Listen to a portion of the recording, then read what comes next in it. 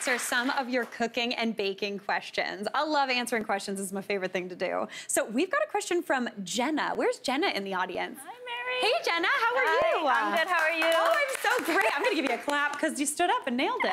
Thank you. So, Jenna, what's your question? My question for you is when I bake my pie crust, I use the weights, but it still shrinks. Oh, What am I doing? Listen, that's a classic issue. I've had that happen a number of times, so I've failed so you don't have to anymore, Jenna. So my trick whenever I'm making pie is, you make that pie dough, you wrap it up, you put it in the fridge to rest and chill that fat and hydrate that flour. That's only the first rest you should do in the fridge. After you roll it out and line that in your pan, pop it in the fridge for another about half an hour. Because when you're rolling that pie dough out, that gluten's getting stretched and all it wants to do is spring back. So if you give it a second to just like relax in the fridge, then when you put it in the oven, it'll be good. Now, my second tip, and this is the most important one to do with those pie weights, is you don't really need pie weights in particular. Listen, I've gotten pie weights in my holiday stocking like so many times, and they're super cute, and I always want them to work. But my thing that I use that for a foolproof, perfect crust, get a little bit of parchment paper, rip it off. I like to crumple it because it's fun and it gets into the sides of that pie crust better. And then as opposed to using a pie weight, which is a specific thing made of ceramic or whatever, I just get good old-fashioned dry beans. So this way, first off, these cost like pennies, which is amazing. And the trick with when you're weighing a pie down is you don't want to just cover the bottom. You want to go all the way up the sides of that dough. Because what that's going to do is it's going to press out and down. So it's gonna make it so the bottom of that crust doesn't puff up, but it's gonna hold those sides out against the side of the pan while it bakes. So Jenna, fingers crossed that helps. Thank you. You're welcome. Thank you for the question. All right, now we also have Martha in the audience. Martha, what's your question? Hi. Hi, Mary. What is the one spice you cannot live without, not including salt and pepper? Oh, you caught me. I was going to say salt, because let's be honest. One spice I can't live without. Okay, so I absolutely love cumin if I'm doing like savory cooking. Really good for vegetarian recipes. It's kind of lemony, but also smoky and a bit meaty. I absolutely love it. I also love garlic powder. I know it gets a bum rap, but I think it's great. It's delicious.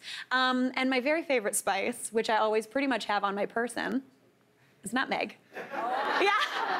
Fresh nutmeg is a total dream. I usually carry one in my purse because this time of year, sometimes you just want to make a bechamel, a little bit of fresh nutmeg in there. It's getting into eggnog season. What if you got an eggnog emergency? A little bit of nutmeg on there goes a long way. And also, best party trick. Everyone will be like, she had nutmeg. It was amazing. We'll talk about it for years. So keep one in your pocket and you're good to go. Awesome. Thank you so much, Martha. Yeah. All right. Now, Niv. Where's Niv? Hi, how are you? Good, how are you? I recognize you. Oh, okay. Did you do the cook along with us? I did. Oh my gosh, Yeah, it's so nice to see you in person. Thanks. Thanks for having me. So I'm obsessed with baking. Yep. And oftentimes I find I'll have like a freezer full of baking scraps and I just don't know what to do with them. I'll have like caramels, compotes, pie dough, cookie dough. So I'm wondering if you have any ways of like transforming those pie scraps or the baking scraps? Totally. So I know you're a good baker. I've seen it. It's excellent. Fantastic. Now, I would say for cookie dough, I always scoop my cookie dough into scoops first, freeze it in the freezer, because you can actually bake cookie dough from frozen. Just add about 2 minutes onto the time, and then you get a fresh baked cookie anytime you want, and you can bake like 2. So if you just were like, I'm in the mood for 1 fresh baked, or 2 fresh baked cookies, you can do that. Now with the rest of everything, I'm not gonna lie, I kind of do what I call like dessert salad, AKA a trifle. So if you just use all those things, those little scraps of cake, if you're shaving that cake off, save it, cut it up, put it into like a casserole dish. You don't even need a trifle pan. That jam on top. If you want to use some buttercream, go for it. Just kind of like everything. No one's gonna be mad eating a dessert salad, let me tell you that. You can make friends with that type of salad. Thank you so much, Niv. All right, everybody, thank you so much for your questions. Keep them coming in. I love hearing from you. And again, I love answering questions. That's a wrap for today. Thank you so much for watching, and we'll see you tomorrow for more of the good stuff.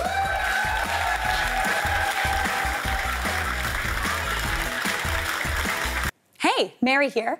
What did you think? Drop your comments below, and don't forget to like and subscribe for more of the good stuff.